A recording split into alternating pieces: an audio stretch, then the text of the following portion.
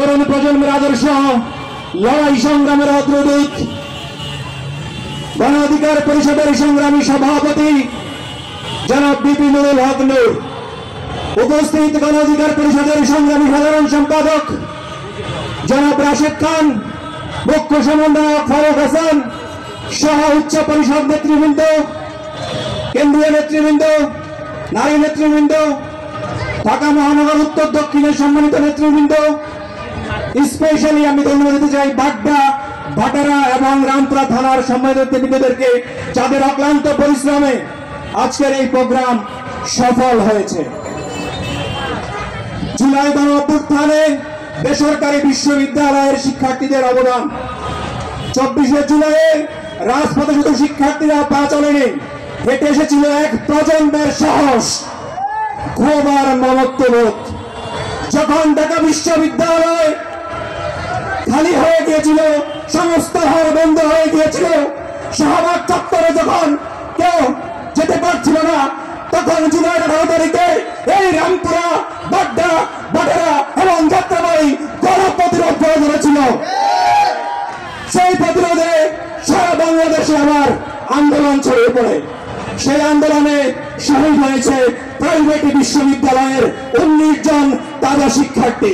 তাদের প্রতি আমার শ্রদ্ধা এবং সালাম, তাদের রুহের মাত্রা কামনা করছি। আজকে শহীদ নূর মুগ্ধ দিবস। সেই মুগ্ধ পানি লাগবে পানি, যিনি উত্তরায় শহীদ হয়েছিলেন, তার রুহের মাত্রা কামনা করছি। আপনারা জানেন আমি অন্য একটি দল থেকে এই গণ অধিকার পরিষদের আগামীর যে সম্ভাবনা, এই যে তরুণ নেতৃত্ব আমার সামনে বসে আছে, এই মঞ্চে ভূমিষ্ঠ আছে, যে সম্ভাবনা আগামীর বাংলাদেশ বিনির্মাণের, তাই আমি গণ অধিকার পরিষদে যোগদান করেছিলাম সেই মে মাসের 3 তারিখে। সেই পথ চলা থেকে শুরু করে আমি হাঁটি হাঁটি পা পা করে এই বাড্ডা, ভাটারা এবং রামপুরা প্রত্যেকটি থানার নেতৃবৃন্দ এবং হাতের চিল সহ এই ওয়ার্ড 11টা ওয়ার্ড আছে এখানে, আমি হেঁটে তাদের সাথে কথা বলেছি, তাদের দুঃখ দুঃসময়ে সাহস দেওয়ার চেষ্টা করেছি এই সংক্ষিপ্ত সময়ে। ইনশাল্লাহ আগামীতেও আমি পাশে থাকবো। আগামীতে একটা নির্বাচন আছে, সেই নির্বাচনে ইনশাআল্লাহ গণ অধিকার পরিষদ থেকে 300 আসনে প্রার্থিতা দেওয়ার আমাদের প্ল্যান আছে। আমাদের গণ অধিকার পরিষদের সভাপতি ইতিমধ্যে অনেক কনফারেন্সে বলেছেন এই ব্যাপারে। ঢাকা 11 আসনে আমি প্রার্থী হতে ইচ্ছা পোষণ করেছি। আমি সেই দায়িত্ব ছেড়ে দিলাম আমার কেন্দ্রীয় নেতৃবৃন্দ, উচ্চ পরিষদ নেতৃবৃন্দ এবং সভাপতি এবং সাধারণ সম্পাদকের উপরে।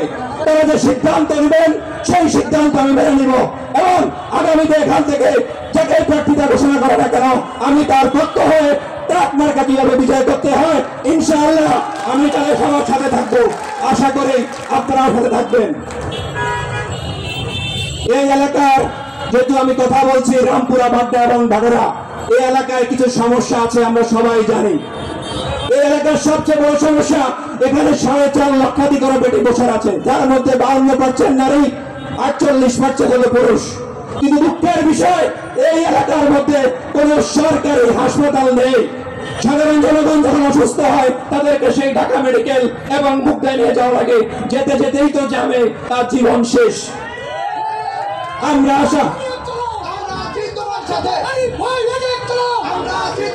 আশা করব যে সরকারি আসক যদি গণ অধিকার পরিষদের নেতৃত্বে আমরা সংসদে যেতে পারি, আমরা এই বিষয়ে সিদ্ধান্ত নিব এবং এখানে হাসপাতাল গড়ার ব্যাপারে অবশ্যই আমার নেতা বিপি নুরুল হক নূর সিদ্ধান্ত দিবেন এবং আমরা বাস্তবায়ন করতে সম্মুখ হব।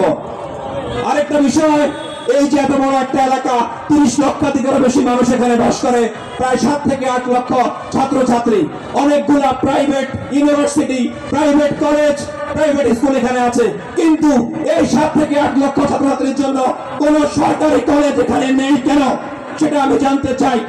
আগামীতে গণ অধিকার পরিষদ যদি রাষ্ট্র ক্ষমতায় যায় বা সংসদে যায়, ইনশাআল্লাহ আমরা তা বাস্তবায়ন করব এবং করেই ছাড়বো আপনাদের নেতৃত্বে।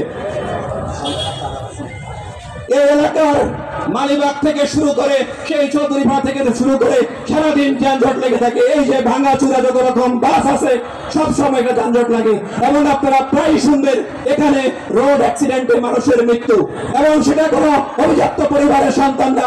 এই যে খেটে খাওয়া যে মানুষগুলো এখানে দাঁড়িয়ে আছেন চারপাশে, এবং যারা শুনছেন তাদেরই সন্তান।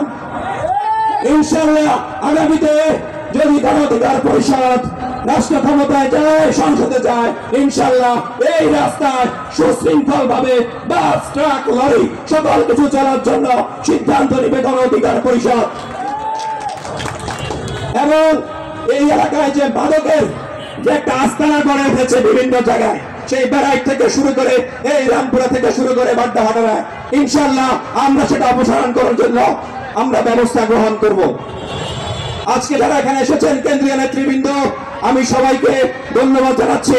যারা আসছেন বিভিন্ন জায়গা থেকে নেতাকর্মী, আমি সবাইকে আবার ধন্যবাদ জানাচ্ছি, এবং স্পেশালি বাড্ডাহাটার নেতৃবৃন্দদেরকে শুভেচ্ছা জানিয়ে আমি আমার সংক্ষিপ্ত বক্তব্য এখানে শেষ করছি। সবাই ভালো থাকবেন, দেখা হবে রাজপথে, কথা হবে স্লোগানে, গণ অধিকার পরিষদের বিজয় ইনশাআল্লাহ।